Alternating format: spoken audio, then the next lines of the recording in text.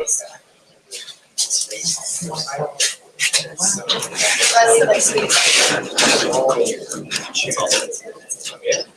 been needing to bring this year. I really need to do this for weeks.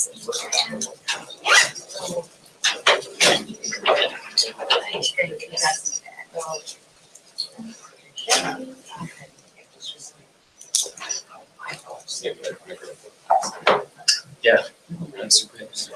When are you going to go? Spring break. Most of doing is studying abroad. It's with medical and dental gains. So yeah, we're gonna do like Hey, Emily, and do like clinical things. I'll tell like scoot over so you're in the shot. We're not getting sport like latter half. Since we're recording it, it should look a little more full. Let's make the right copy. Super good. More bodies. Yeah, it's a lot of fun. It's a lot of fun. It's like super good. Oh, yeah. Just do like, you know, we do like box things right there. So, you know, they did that. They put it back on. Should we shut the garage? Like some different So I guess we like allow shops. To make it great, make it so that there are more people. Yeah. This was a news. Like over. That was like Is this the guy. recent?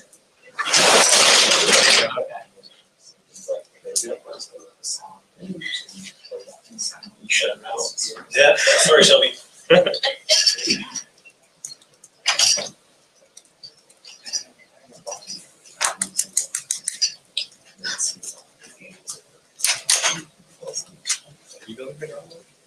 Okay. So, thinking about going to continue up for. It said, is that from David Smith? I accepted the invite but said I wasn't allowed to join. The latest one? The second one? I'll just email her the link, we'll try that.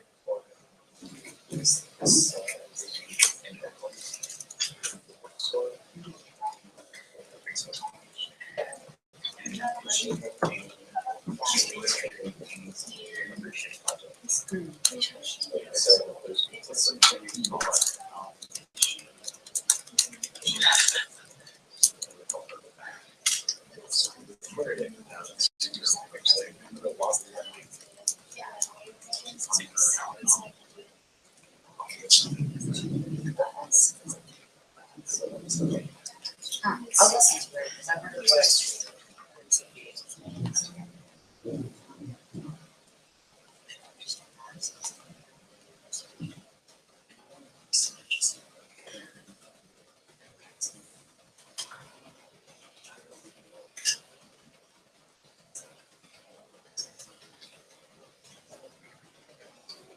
All right. I have a lot of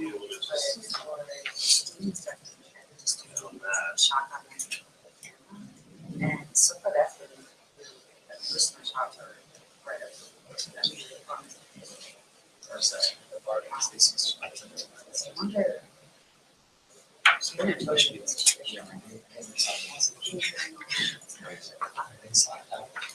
I'll publish it. She's texting me right now.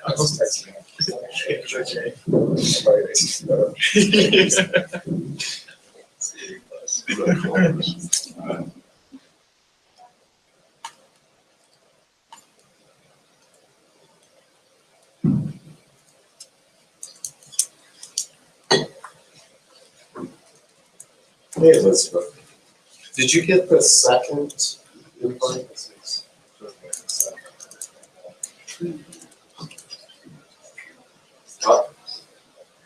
Oh, okay.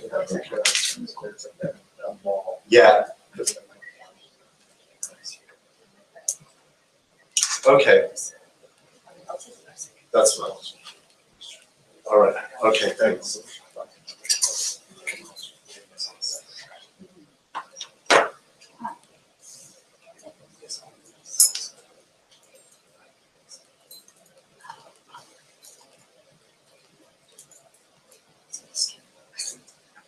So They're just having technical difficulties.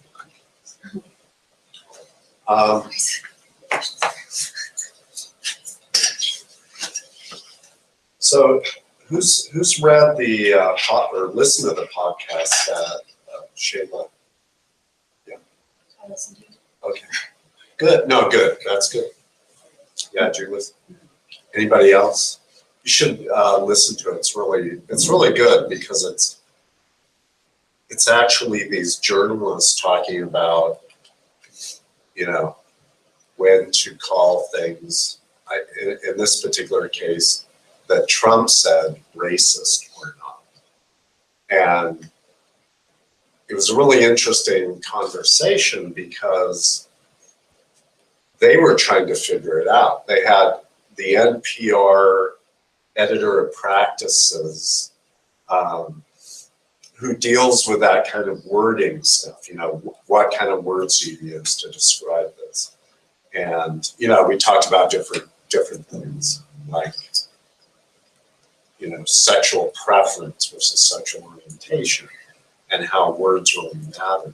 And the whole discussion is really interesting about labeling something, right? And, you know, what does racist really mean? And I think it all started when she got a call, right? This guy's like, why don't you be accurate? Call it what it is. It's racist. It's not, what did she say? Racially charged. Racially charged comments. And there's this whole discussion about a lot of ways of like, you just don't want to label something without talking about what that means, right? I think was the point of it. What did you think? I thought it was really, really cool to listen to the different sides of people talking about what kind of words they would use versus what kind of words they wouldn't. Some of the journalists said that you should be specific in what you're saying to your audience so you can get your point across. Like, you should be able to say this is homophobic, this is racist. Well, some people think that it's too much and too far to say. My opinion is that you should always be direct, because in the podcast it says that as a journalist you are presenting things to people and aspects to people that they wouldn't normally think before you present it to them. So I just think that it should always be upfront, and if something is racist, you should say like, this is racist. So what was the discussion around what is racist? They were talking about President Donald Trump and like all of his comments that he's made throughout the whole campaign, and basically when reporting on it, some people said expose him, like don't go softly on him. Expose him as being a racist for all these things that he has said, and homophobic, and so people know, so people can feel it. And that was one of the really big things that they discussed in the podcast. So what was the editor of practice talking about? You know, like, what were some other ways of, you know, he says we want to be accurate and factual, and just to like label somebody something. What what are some other ways of? Definitely. I was just checking. Of approaching it. So Do you mean like addressing what the word is and then going Yeah. into describe? Yeah. either addressing what the word is or giving context to why it is considered. Right. They were saying Racist. like if you're gonna call something, use this phrase, you have to follow up or proceed as some sort of like, okay, this is how we define a racist comment, and then from there go on with the story and have a little bit more context rather than just like throwing it out there. Here's this adjective about this controversial statement, and we're gonna keep it in mind. It was just very much a drop in line. I thought the podcast was great because all these journalists were out the skewer. Like, even the standards and practices guy had to like own up to something he overlooked like 10 years ago. The Louis Farrakhan.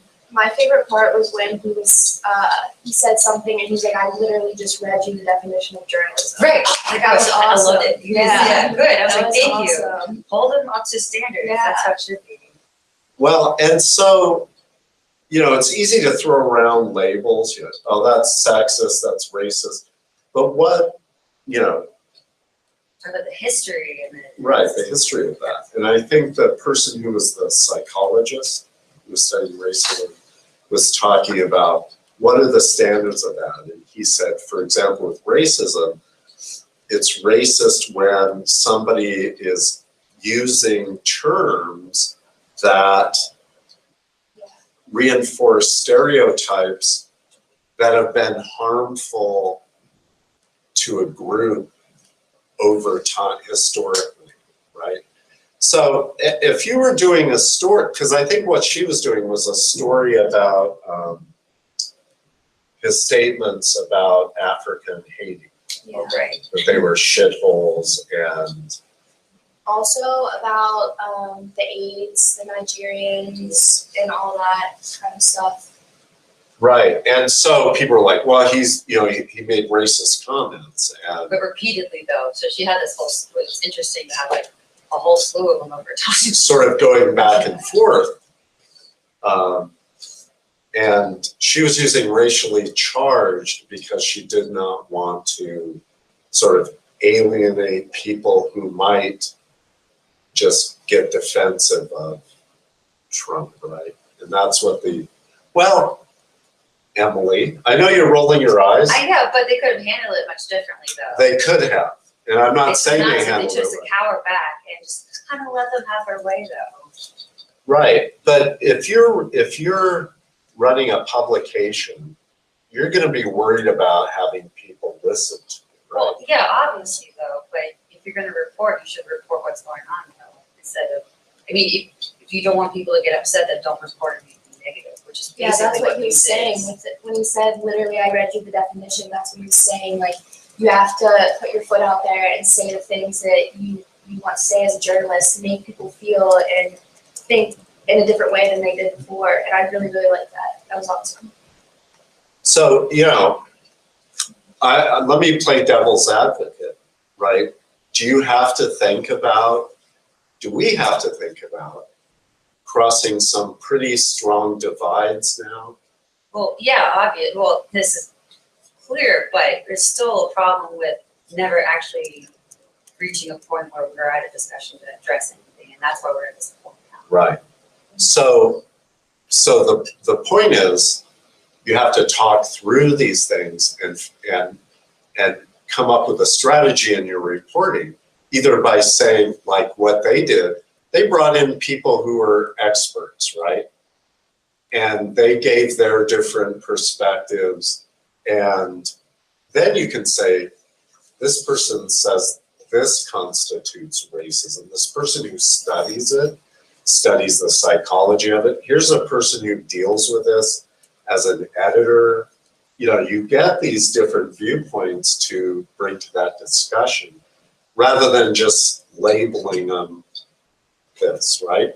And I think that that's really important for us to think about, because we spent a week talking about whether to capitalize being black, right?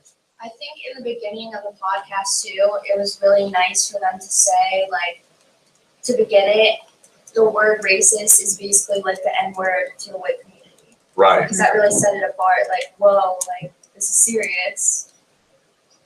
You're comparing it to that. Right, and also people take, and that's, part of this is like white privilege or, oh, you're calling me racist. Right. And I'm sensitive to that. I don't want people going, oh, you're racist or you're appropriating this and those kind of things, right? But I think, yeah, that was enlightening. That racist is like the N-word It to just white. like threw it in your face, like this is what we're talking about, and this is actually, I mean, you can kind of compare it to that, because I mean, like you said, like you wouldn't want someone to say you're racist, just like you wouldn't want someone to call you the N-word. it's just something that, I don't know, it was really cool for them to put that in the beginning so you can get a feel of what you were going to be listening to. Go ahead. I don't think your skin color and the fact that you choose to be racist can be compared. Like you said, calling someone N-word is calling someone racist. It's also like calling someone racist, but you can choose to be racist. You can choose. Well, I think it's more That's what I mean. the word. Also, has just that- misunderstood. Has that effect? It makes you. It has a reaction among white people. They get defensive. And so it's like that word. Okay. I just they don't compare to me. I don't think Yeah. a degrading word that someone wants to say to be to condescend somebody else should be the same as an attribute of a person that they choose to be. Unless I'm just misunderstood. Well, I That's think how I the N-word is a think that's a toxic bad it word. is a bad word. But like it's a degrading word to say. It's rude. It's wrong. But calling someone racist because they're racist, I don't think. So if someone's offended by being Yeah. racist, then they're being called racist, then like They might maybe they should choose their racist ability too. Yeah. I don't know. It's weird. So let me ask you this, in all honesty, when you took the implicit bias test, were you worried about being racist? No, I don't think it's asking about bias and not like preference almost, because it said your preference leans towards this. Well, you know why I would do that? You know, Well, I think we're, Oh. why is you, what is it? Click Hi. on her face. Hi, so sorry, I'm trying you on my iPad, so the video will be wobbly. Okay. That seemed like the most straightforward thing to do.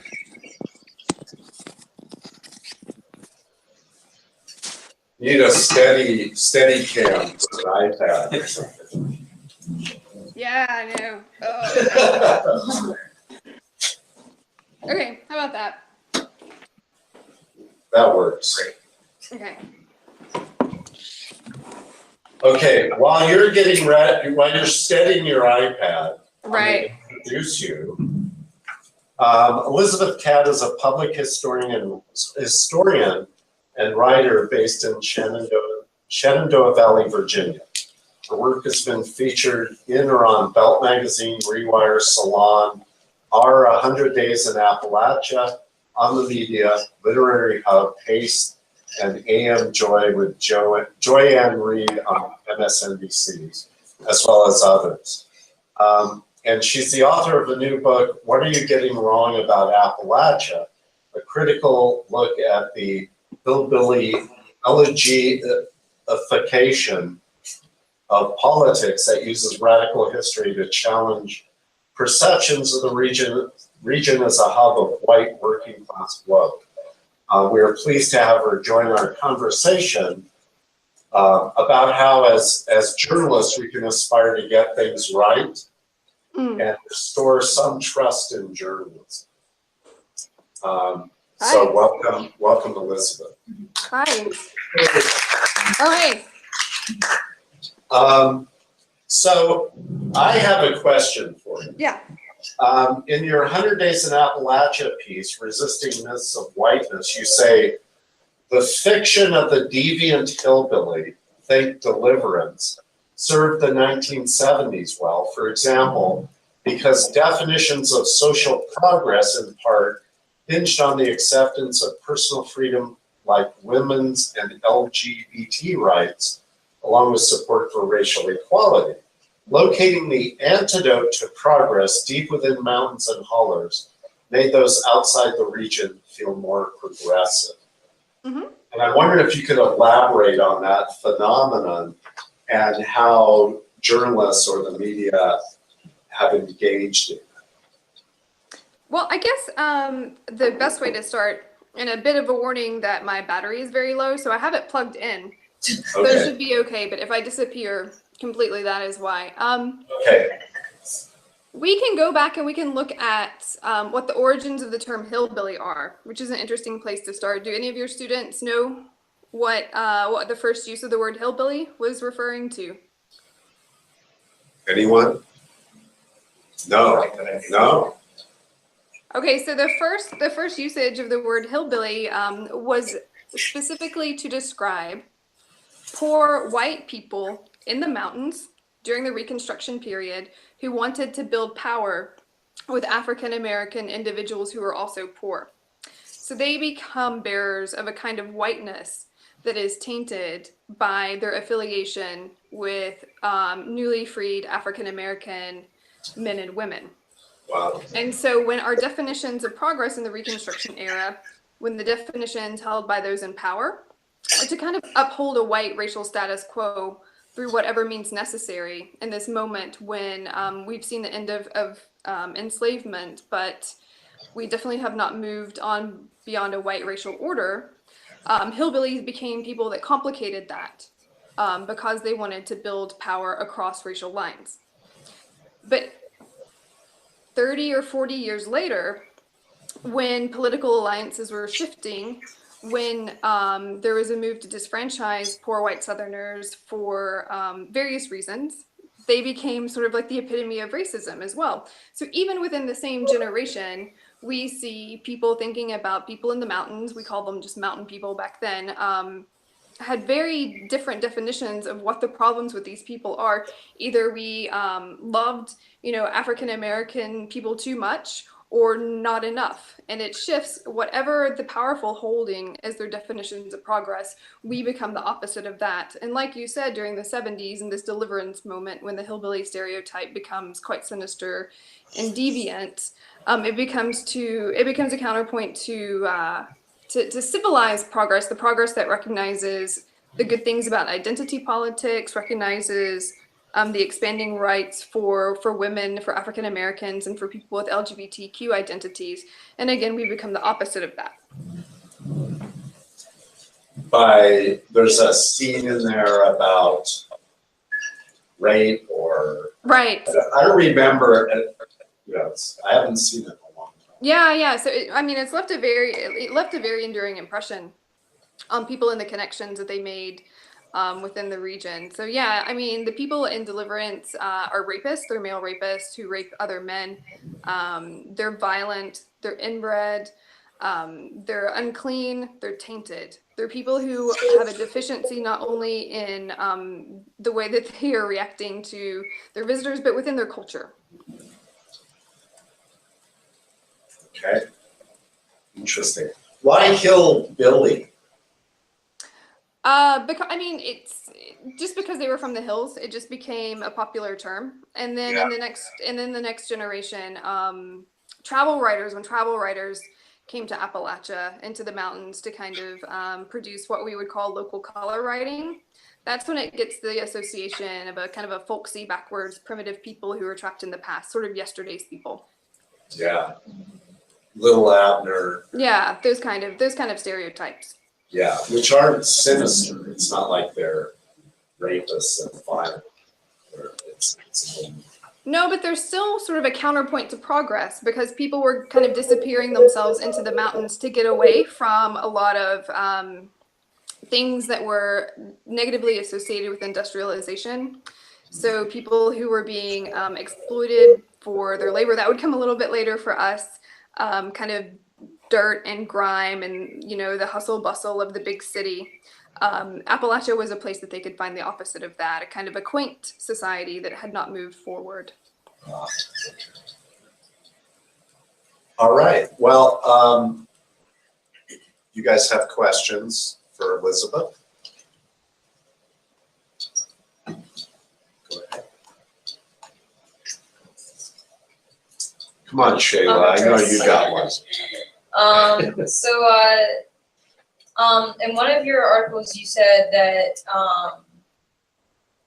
basically, criticize, the media for misrepresenting Appalachia. But who do you think has the right to represent Appalachia, if anybody? So I think it's important to understand that when we're talking about representation, we're talking about a specific type of power. And that kind of power is the power to have a platform like the New York Times or Vanity Fair or any of the other prestige publications. It's the power to be recognized as an authority. So, sorry, I'm getting a little bit of an echo. So anybody has the right to represent their own experiences within Appalachia. Anybody has the right to talk about themselves, to talk about their place in the world, to talk about their own personal history and the history of the region that is important to them. But when we get into a situation where we have one spokesperson, which is a very common thing in Appalachia, we're all familiar with J.D. Vance today, but he's had many predecessors. Almost every generation has a J.D. Vance type person, someone who is universally male, exclusively white, who explains the region to people outside of it. So that's the cycle that we need to break when we kind of give this authority to explain or to interpret or to have a single voice or a single viewpoint of the region. Who was it before J.D. Vance? Who was his immediate predecessor? Harry Caudle from Whitesburg, Kentucky. Night Comes to the Cumberlands. So Yeah. he was a war on poverty figure from the 1960s. Night Comes to the Cumberlands was a commercial success as well as an important social document of the time. If you take an Appalachian Studies course, you'll most definitely encounter Harry Caudle.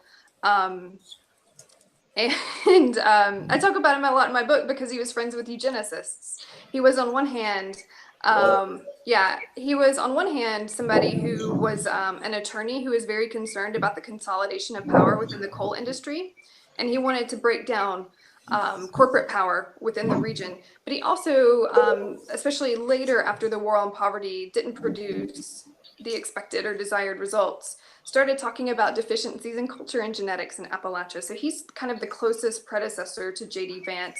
But of course you have Jack Weber, Yesterday's People. There's lots of predecessors if you look at people who were in the region during the New Deal in the 1930s, people who were working with the federal government, who were trying to create sociological studies and things of that nature to give to the government to help them alleviate rural poverty. So those are the people that I talk about when I say, this happens quite frequently within the region, this phenomenon.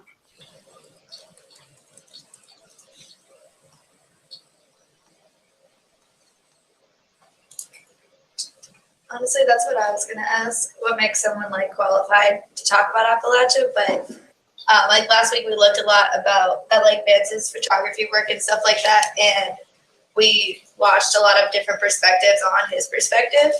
So he thought, for example, there was a family and he was capturing what he thought was a beautiful picture with the lighting and the shadows, and then a woman who's part of the family was kind of looking at it thinking, this is not a representation of my family. You made us look dirty and you made us look unkept and you made us look like we're living in a pigsty when in reality you didn't let me comb my sister's hair before you took the photo.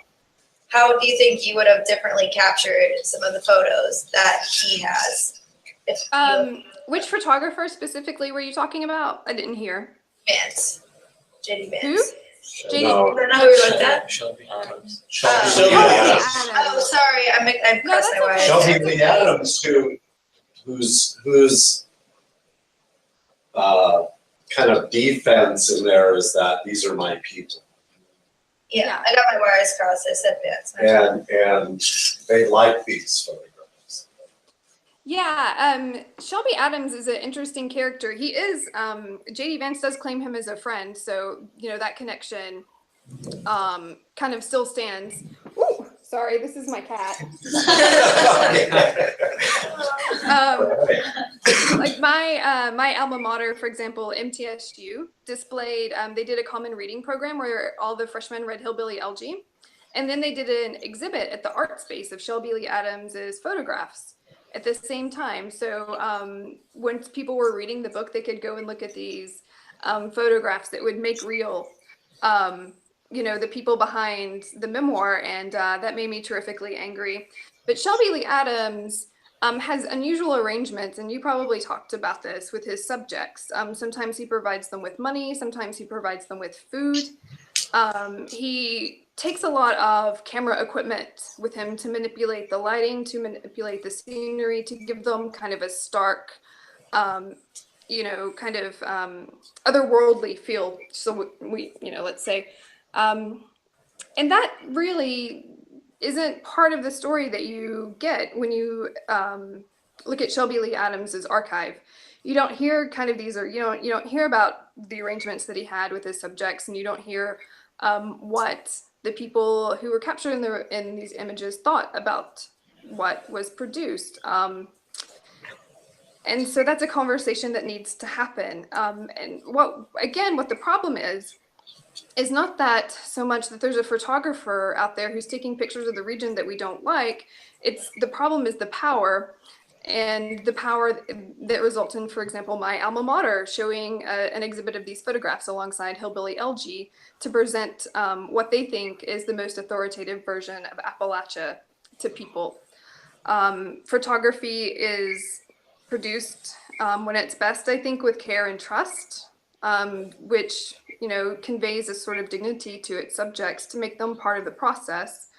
And Shelby Lee Adams makes his subjects part of the process by kind of this material exchange of goods that often happens. Sorry, that's my cat again. Behind the scenes. And that has a long history in Appalachia too, with, for example, during the War on Poverty, photographers would come in and offer people money to take their picture, and they would end up, you know, in the pages of Time magazine, or they would end up in World's Fair exhibition films. But we really have to kind of think about what arrangements with these subjects were in place and what they thought the purpose of their photographs were going to be, and how they provided their consent to the photographer, if they provided consent at all. Yeah. You don't care if I get up closer to. Go ahead. Hi, how you doing? So, for this interview, I was looking to see how much of Appalachia was like in favor of Donald Trump for the presidency. And I came across a post on thisappalachialife.com. And in the post, it added that nearly 95% of counties showed to be in favor of Trump. What was it about the presidency that that attracted this many people? And do you find this figure to be accurate, over-exaggerated, or less than believed to be? So it's complicated.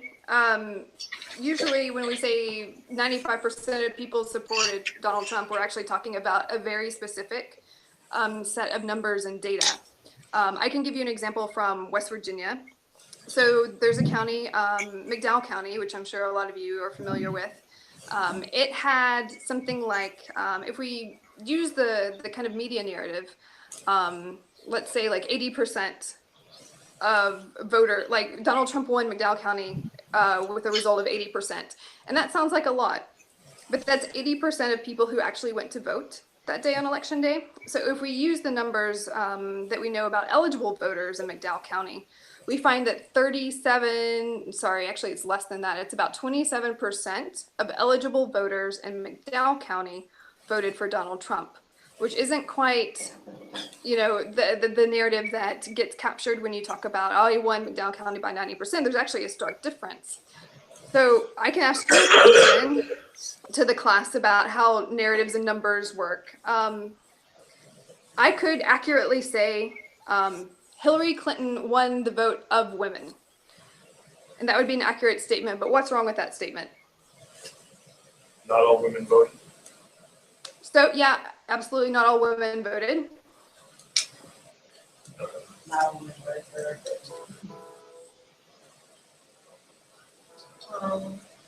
They could have voted like third party, or they could have voted Trump. So maybe they is that? I don't know. There's an even bigger one I'm thinking of. If I said Hillary Clinton won the vote of women, what's the problem with that? I'm thinking it's got to be race. Population size. Are there more women in the? Well, she won the majority of women who voted is actually. So 50, actually more than 50% of white women voted for Donald Trump. So she did not win the majority of the vote of white women. And that's an important part of this narrative when we're talking about election facts and figures and numbers and statistics. Over somewhere, I think it was 53% of white women voted for Donald Trump. So this kind of fact about Hillary Clinton winning the women's vote only counts if we kind of muddle racial categories in there with the numbers. And so when you hear a statistic like that, you have to kind of think about why I wanted to phrase it the first way and what information is lost by not phrasing it the second way, which contains this information about racial breakdown in voting numbers. Does that make sense? So it's true. It's true. I think there's 420 Appalachian counties according to the Appalachian Regional Commission, and the majority of them voted. Donald Trump won the majority of Appalachian counties. He also won during an election where many of those counties saw the lowest voter turnout in their histories, especially communities in southern West Virginia coal country, lower voter turnout. And this is something that reporters need to be talking about, because if you're a political reporter, you need to understand the relationship between voting behavior and poverty. The closer you are to poverty, the less likely you are to vote through circumstance, design, or choice. So enshrining communities with extreme poverty as sort of political swingers, people who can make or break presidential elections, is always going to be a narrative that produces some problems later on down the road. And I think we saw this with the election. Why do you think the sort of elite media glommed on to hillbilly elegy and Trump country? And, you know, I was thinking what 100 Days should do is have a contest to find the coal miner who wasn't interviewed. Exactly. Right now, coal miner who wasn't interviewed by the New York Times. Yeah, Rather exactly. So there's a couple of different reasons. The more boring reasons is that early polling predicted that some parts of West Virginia and Eastern Kentucky would be Trump's best state or best states. And they linked this phenomenon to this thing that happens. They were saying that Trump will fare best among people who were registered Democrat at one point in their history, but now tend to vote Republican. And that's very common in the South, in Appalachia, because of the former strength of unions. So unions were once aligned with the Democratic Party, now not so much anymore. And now former union members are sort of voting all over the place. And so this is what we see in Appalachia and West Virginia specifically.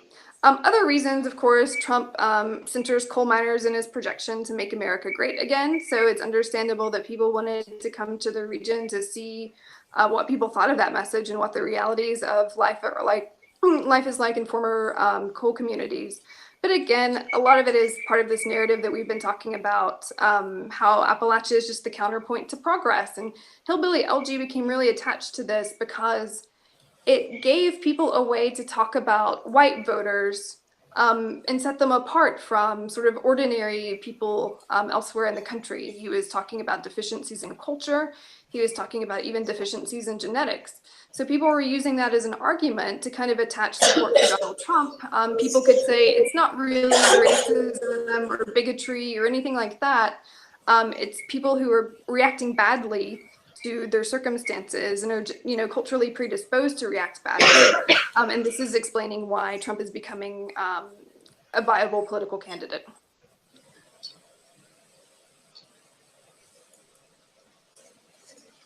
Other questions? Rob? Yeah, can you hear me from here? Yeah. Cool. So I guess the question is sort of when thinking about the power dynamic between the journalist and the people they're interviewing, how do you go into it with an intention of alleviating poverty when there are issues of poverty and opioid abuse and things within the region? How can you go into it to effectively alleviate poverty, I guess, to effectively tell the story in a way that will make a positive change rather than perpetuating the stereotypes? Let people who are also poor tell the stories. One of the reasons that we have kind of this divide in media coverage is because few people who come from economically disadvantaged backgrounds are able to pursue careers in journalism. I don't know what it's like for you all. I'm not a journalist, but I, went to school for a long time, and I was always asked to do unpaid work, unpaid internships, travel on my own dime, things of that nature. Higher education is expensive. Training is expensive. Putting yourself in the pathway of opportunities is expensive. So that means that, fewer people are able to, have these opportunities and take these careers and make it to kind of these top prestige publications.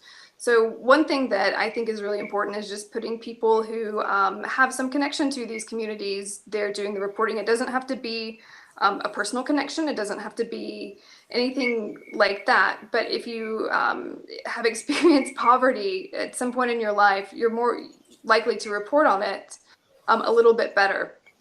So that's one big thing that it would be wonderful to see is people from different backgrounds being able to report on these issues. So back to the diversity kind of problem Mm-hmm.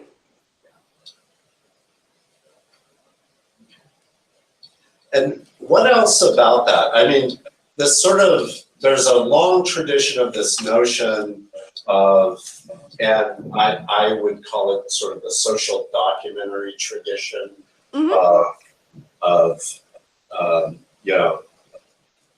starting with Jacob Rees and going, the Farm Security Administration, of this othering people who are deficient and need help, rather than looking at the sort of historical context of why there is poverty. So, instead of that kind of charity model of, oh look, we need to help them, looking at the factors of, the economy, material relations, those sorts of things. Yeah, so my perspective is different because I'm a historian and not a journalist. So my job is to explain how power works in the world. And so I'm always looking for things that help me explain that, whether it's stories from individuals or documents or things of that nature. I wish that people writing about Appalachia in a contemporary sense would borrow a little bit more of that from my discipline to kind of seek out these stories of power and I don't know if you guys read the article that was in Quartz recently. It's called something like the economic experiment that keep Appalachia poor and sick, but it's fantastic. It's written by a journalist, but it also takes a longer look at Appalachian history and makes some of these connections that have been missing from the region. So I think as a result, it became one of I recommend it as the best informed but general piece of reporting that I've seen about Appalachia in almost a year. And what was it called? It's in Quartz. It was in Quartz, and it's called the 100-Year Economic Experiment That Keeps Appalachia Sick and Tired, or something along those lines. Okay, thank you. Yeah, and Roger May did the photos for that too, so that kind of loops back to the question about visual representation as well.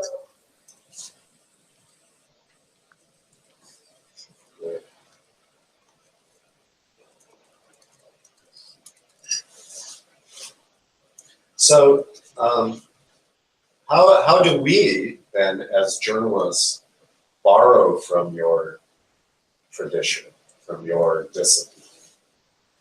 How can we? Yeah. And I mean, to be clear, I think there's lots of things that history can borrow from journalism as well to improve, especially being more timely is a big one. But being able to understand power is so important. It's so important. It will help you be reflective about the own work that you do. When I write something as a historian, I'm always thinking about my own biases, my own privilege, the way that my training and my experiences have shaped what I'm doing. And history, there's really no such thing as objective history because we all put ourselves in, you know, in the path of these stories, and we all bring our own interpretations to them. The best we can do is to be reflective about what makes us write the way that we write and think the way that we think.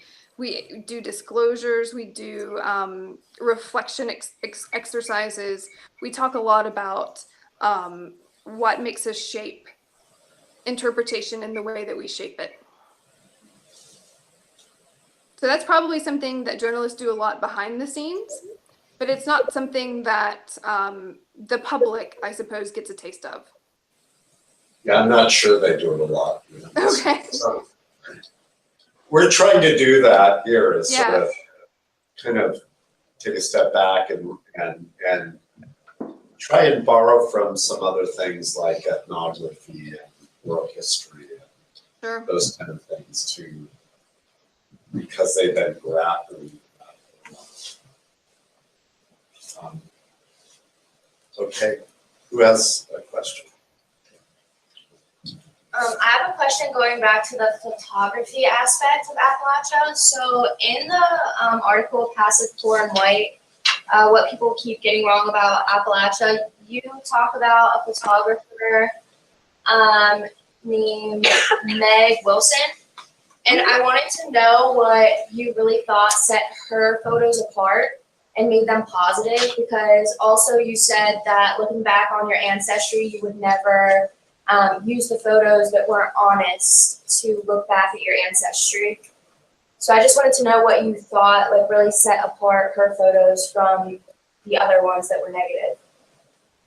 So I used Meg's photos to kind of make a counterpoint to something that I had just introduced, which is the Google search results for Appalachian photography. So if you ever try them yourself, you'll see that if you type this into a search engine, you'll get almost exclusively black and white photographs, photographs that convey poverty. The subjects are almost universally white, things of that nature. So I use Meg's photographs because the subjects are often in motion. If you look at pictures of Appalachia, you'll see a lot of pictures of people sitting. You'll see a lot of pictures of people, I mean, we kind of mock this in the region, like staring out into the distance at the remnants of like a coal mine or mountaintop removal site. And so to have vivid portraiture of Appalachia where people are young and they're sort of, you can sense their energy is really important to me. And one of the reasons why I like her photographs so much. One of the reasons I don't, so the backstory to that is there's pictures of my family in the TVA archives, the Tennessee Valley Authority archives, because they were evicted from the land they were living on by the government. And so they sent reporters and photographers there to document the people before they moved. And for one reason I don't do that is because, again, the photographer was there to capture a problem. They weren't looking to make pictures of people. They were looking at pictures of, you know, a problem that needed to be solved by the government, which is that people needed to be off, you know, get removed from the land because it was, in their words, I also don't look at them because it would cost me a lot of money to. Some of them are online, but a lot of them are just, you know, in the archives of the TVA, which are in Atlanta, Georgia, and I don't really think that I should be paying money to go see pictures of my own relatives. And this is a big deal too, and this kind of loops back to Shelby Lee Adams as well. He created an archive in Murfreesboro, Tennessee, which is about 6 hours away from where he captures most of his portraits. And his, you know, defense of this was like, well, people from Hazard, Kentucky can come all the way down to Nashville, Tennessee to see their pictures, and it'll be like so cool for them to see them hanging up in a, you know, exhibit space. But not that many people in his portraits would probably be able to afford, you know, a 10-hour round trip cross state lines to see their pictures in a gallery. Why did he do it there? He just happened to be friends with somebody who is on the faculty. Oh. And MTSU agreed to sell his portraits for him. Wow. So they're acting as an art broker now. So that's one of the reasons. He got an exceptionally good, we'll just say he got an exceptionally good arrangement to locate his archive there. A good deal. Yeah, exactly. Yeah, we looked at, his photographs and then some of the, New Deal photography. And, the sort of striking similarities. He uses a large format camera. All the subjects are standing or sitting on the porch. Unlike the photographer you were talking on the skateboard. Yeah, and it's important to understand that the New Deal photographers, many of them, were inspired by something that was happening at the time, developments in rural sociology. And so you had people from the University of Chicago or other elite institutions coming to kind of do ethnographic studies of people in the mountains. And they were also working closely with eugenicists. And so a study would be produced and people would disappear into an institution, and photographers would pose people in ways that were reminiscent of scenes described in rural sociological studies. So there's this kind of pattern that happens where people who are interested in defective cultures are in conversation with one another and working together. And often their work feeds into, this kind of ecosystem of power in ways that can be very invisible. Yeah, so, if you're doing, let's say as a journalist, you're doing something that involves archival photographs, you kind of have to interrogate how those were made, right? In order to understand. Well, yeah, the common story of Appalachia is a story of the powerful wanting to get rid of people who are living on rich land. And so that is often a purpose that's lurking behind archival photographs or FSA photographs or sociological studies. People were trying to make the case that it would be better for these people to go somewhere else to live because they wanted to build a state park, they wanted mineral rights, things of that nature. And so this ecosystem that's created it has a purpose, and often that purpose is to sever people from the resources around them and get them moved somewhere else.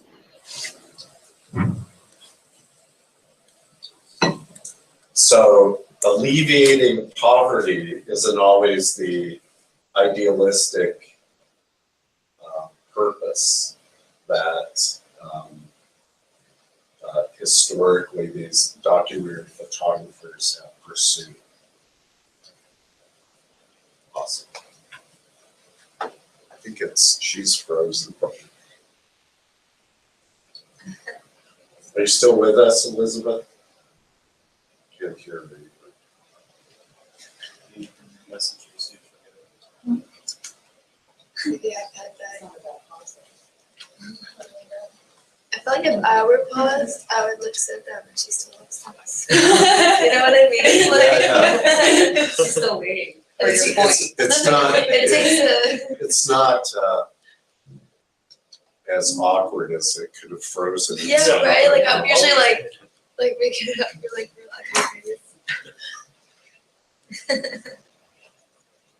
just let it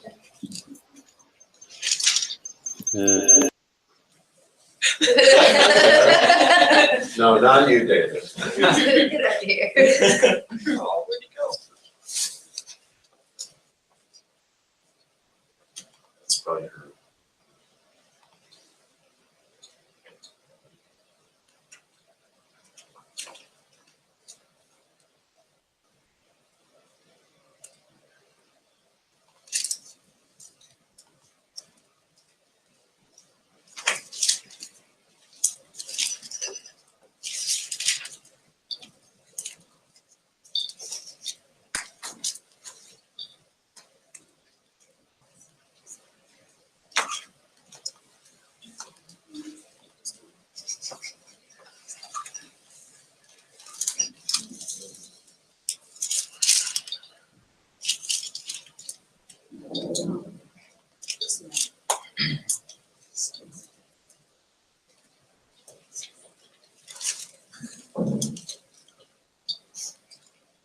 Maybe she just ditched us.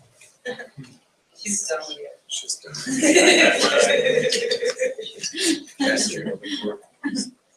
The Cat came up cat and whacked her reflected. iPad. You're done, Mom. I wanted attention.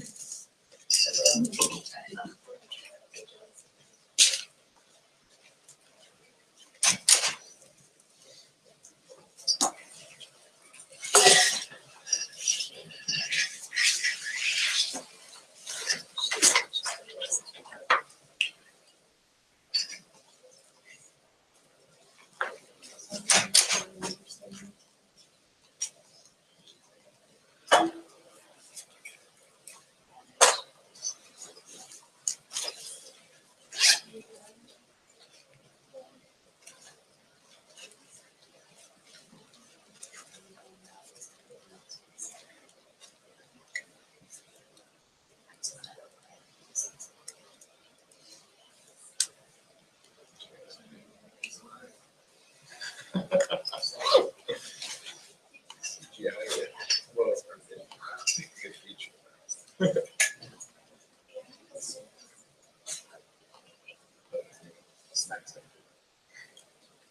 Shit, her battery died. Okay.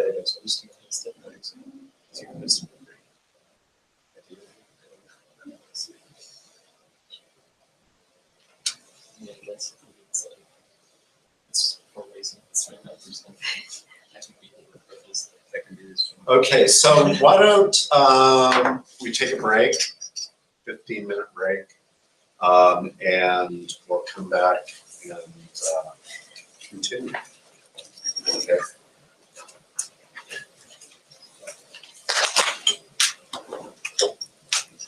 All right. Sat down yesterday. Oh, she says if anybody wants to talk to her anymore, or for that, can email her. It's just Elizabeth.cat. Elizabeth.cat@gmail. Yeah. Anyway, interesting stuff.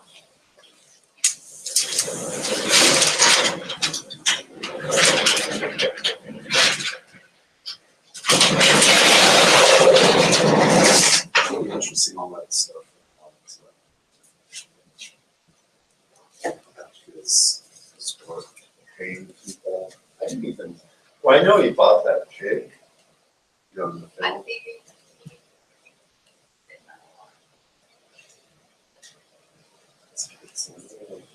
I don't do that.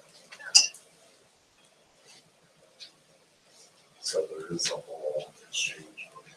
I think that was when I advocate for very fast and soon Yeah. that there was one we didn't want to see. You know, And they probably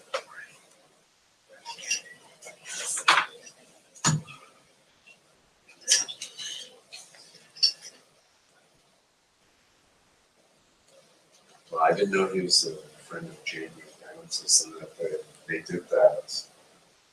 They did that whole thing with his, you know, his photos and.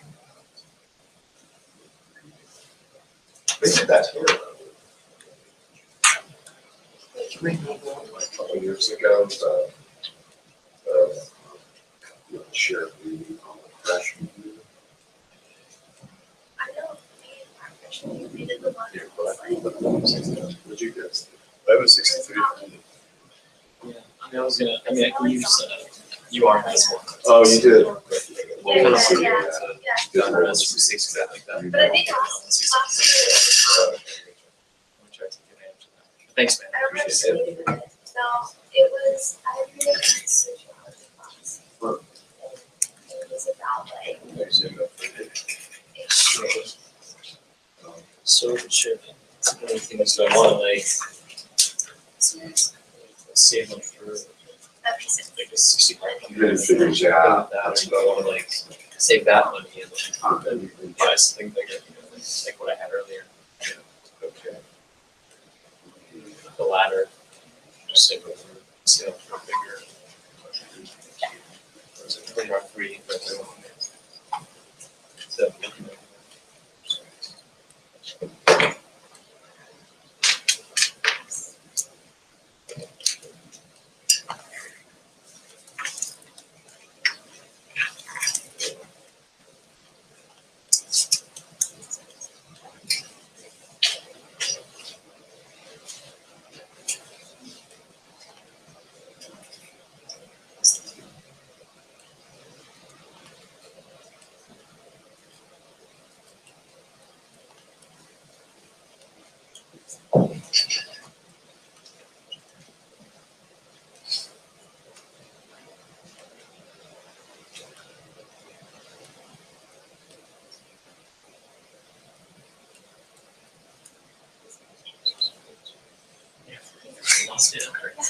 It won't be good in low light.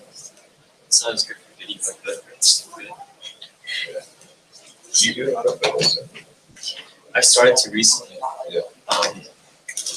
I would say like last spring is when I started getting one.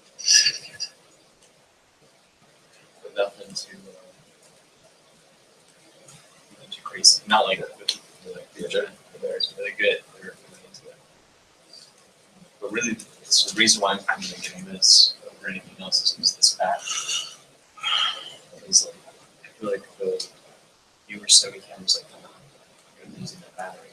Like, yeah, maybe not the 65, like the 6000 series cameras. They're small, but like the A7S2, like I was thinking of buying the A7S2, but it'd be like the batteries would be obsolete. And that was like the biggest issue. Yeah, and with that battery, apparently it's like crazy. Yeah, it's so much better. And there's IR. Yeah, and like the A7S2 has it as well. Yeah. But in its contrast, focusing, like pixel focusing, has a hard time. You ever upload faces to so like does the face detection? I did all. You upload the actual faces. Oh yeah, we can like upload the face. I think you can do that, right? So you Like you put in a person's face. yeah, so like it knows which face, if it's in a crowd of people, it knows which face to detect. I did not do that. Is that a thing? Maybe, I didn't know it is. I don't Google that. Yeah.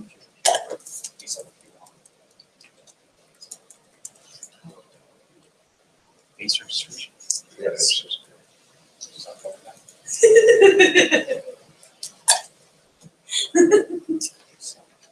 Cool. Hey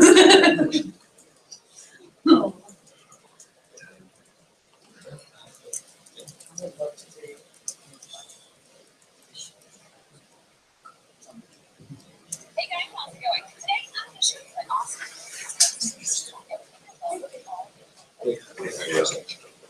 Switch this to face. On the screen. Yeah, it's trying to, it seems like it's frozen.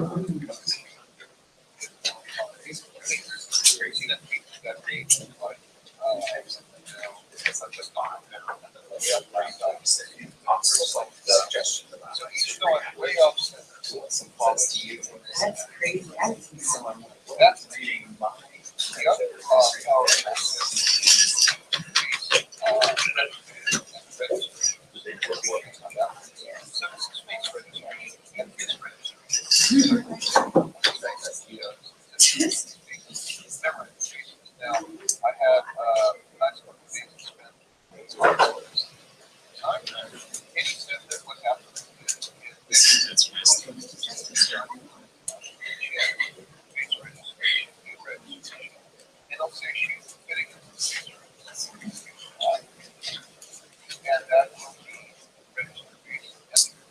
Okay, Kyle, we're gonna go. So works with video too. Apparently, yeah. So I heard it like wedding video podcast and something.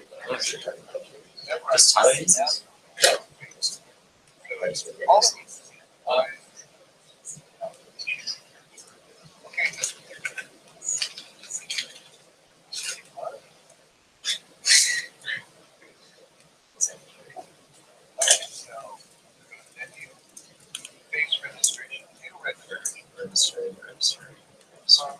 You can change the order.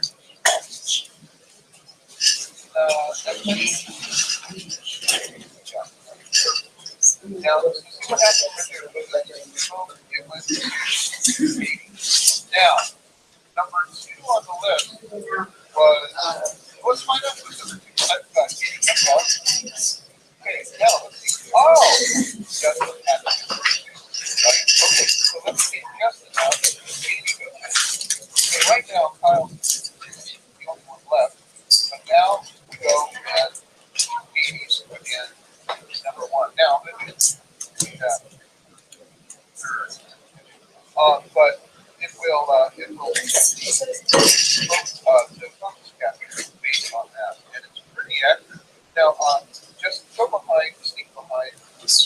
face detection work pretty well.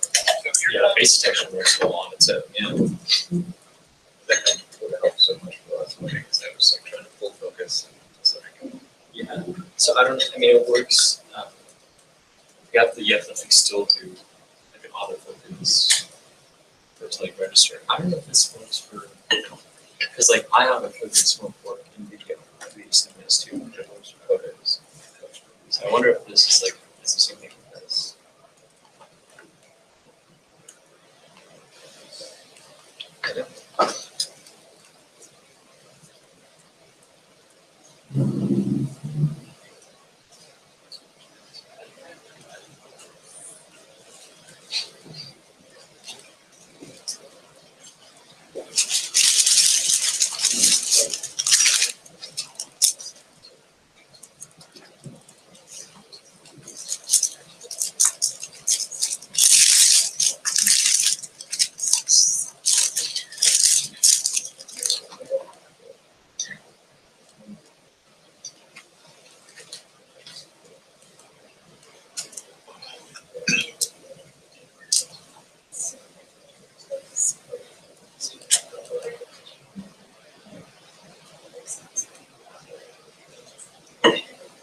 So it's in the 6 degree.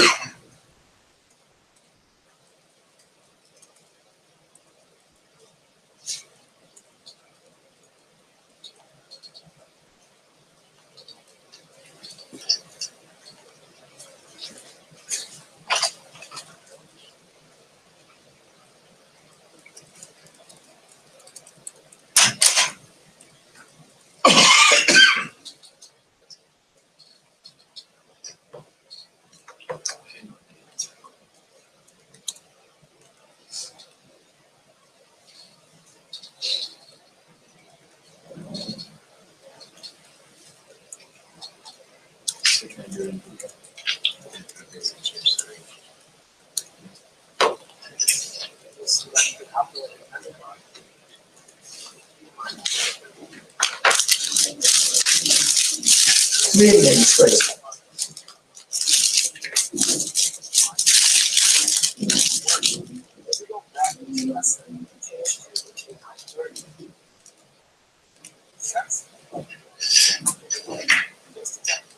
Always been monitored.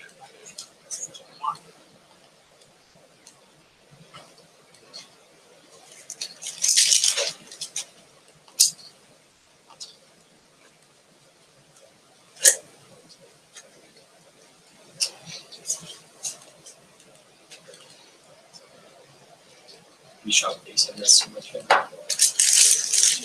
Much so, your vacuum machine, just straight up that thing as well.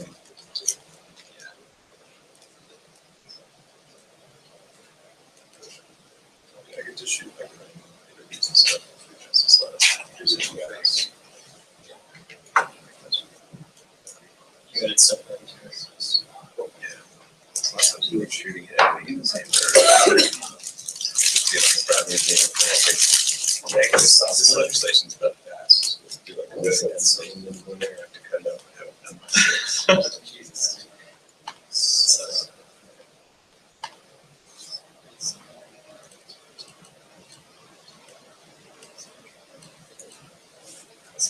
Yeah, I'm sitting on it. There's like storage shelter. Like, in this version, like that's his job. He doesn't tell stories. So it's like they're all put together. I just have to make something out of it. And then that's something that's like it's so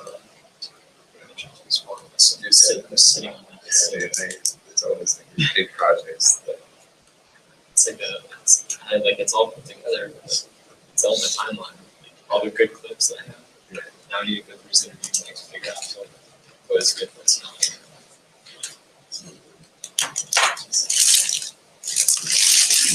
It's like finding that like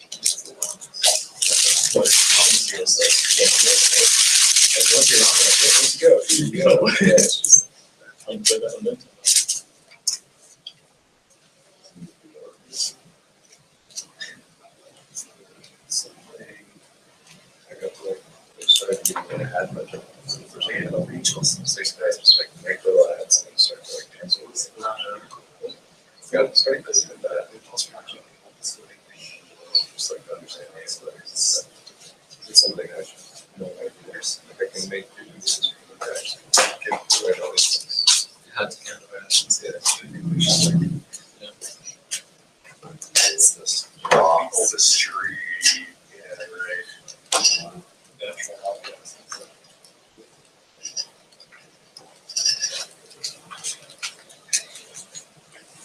Is this a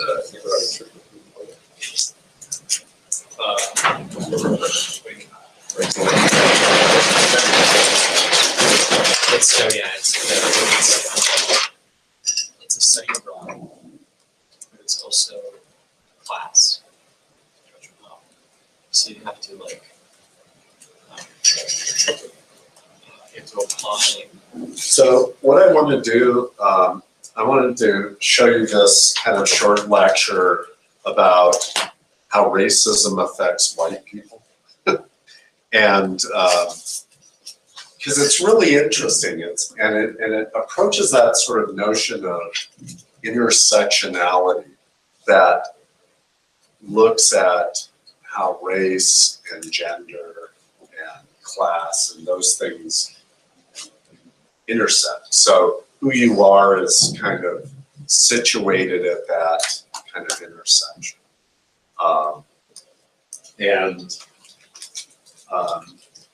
So this is a lecture by a professor. I think he was in the film, the Tim Wise film we watched about Wife Like Me. But we'll do that for 45 minutes. And then we're going to talk about an assignment I'm going to give you. I'm calling it the lurking assignment. So it's kind of a one way of putting, or you could use a fancy term like participant observer or something like that.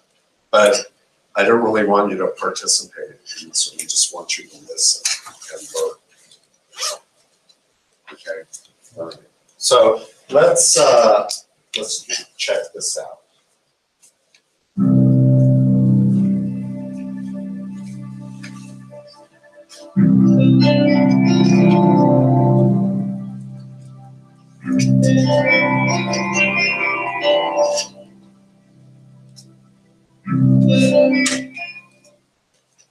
Couple of things. This talk used to be a fairly complicated talk because I had to explain to white people why they suffer from racism. Well, after 3.5 years of the Obama regime, you can see what I'm talking about, right? There's a significant portion of white people in this country that will let the country go off a cliff rather than let a black person save it, right? And they don't mind saying that. They don't hide it. It's not closet racism. It's straight up old-fashioned racism. Right? And it's costing everybody. So what I want to talk about is where did those ideas come from? How did they get here? How are they so entrenched that even 200 years after the American Revolution, we still have people that cannot see the world except in racial terms and don't understand what this country is in terms of white privilege and patriarchal privilege. And so I'm going to work your way through that. How did we get here? So we're going to go back to the beginning. Let me give you the footnotes at the beginning so I don't finish up everything I want to do, go read some books. One important book is by our ex-colleague, Meyer Weinberg. Before he died, Meyer wrote A Short History of American Capitalism. If you want one short, non-complicated, non-jargon-free study of where we are, read Meyer Weinberg. The second person is William Alphonse Williams, Empire is a Way of Life. It explains how America has always been an empire. We did not discover imperialism last week, or globalization last week. And Williams writes about empire as a way of life. We're so used to it, we don't even understand we live in it. And of course, Du Bois. You can't understand the world without Du Bois. Don't read the obvious. Read The Gift of Black Folk. The Gift of Black Folk. But African Americans have contributed to making this country halfway civilized. And the cost to white people is they haven't read The Gift of Black Folk. Right? They don't know what they can get by looking at black people. Because one of the costs of white racism is you don't see the contributions that black people have in helping you understand the world. And so I want to talk about from the beginning how we got here.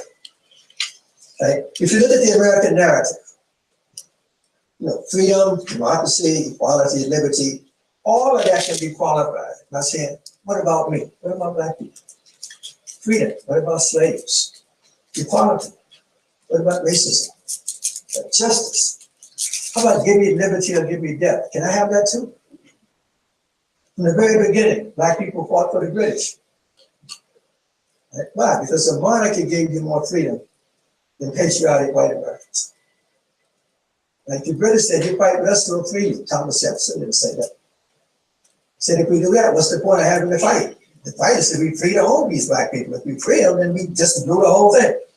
But we get some kind of bizarre notion that somehow freedom and justice and equality are enshrined in the American experience. And if you don't understand it, there's something unpatriotic or wrong about it. What does this do to poor white people, women? Right? Well, the reason you can have a democratic system that's not democratic is because they're black people there, slaves. Right? What is the argument to keep women out of the body politic, into their homes, safe? If you go out there, they will get you. It's dangerous out there.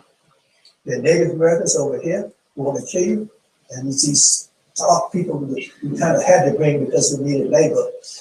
Who really want you, they lust after you. So we're going to keep you in a house, on a pedestal. We'll do the politics. We'll run the government. You stay home, we're safe. Right? That argument is still here. Right? That's the argument that's fundamental to the Republican attack on women's rights. Their argument is get back in the home. They're out there. They're taking over. Right? That's the fear. That is the argument that's at the foundation, right, of race and patriarchy in this country. Scare white women to death with black men. Right? Keep black men as slaves, keep white women powerless. It's the cost of racism to white people. Right? We are slaves. But you can't come out of the house either. You can't own property either. Your husband dies, the brother moves in. Right? Takes you and the kids, and you're his. Right? It's the cost of racism to white people. Right? You look at a political system that counts black people for property as people in terms of political representation, thereby magnifying the power of non-democratic Americans, slaveholders, who are counting the property.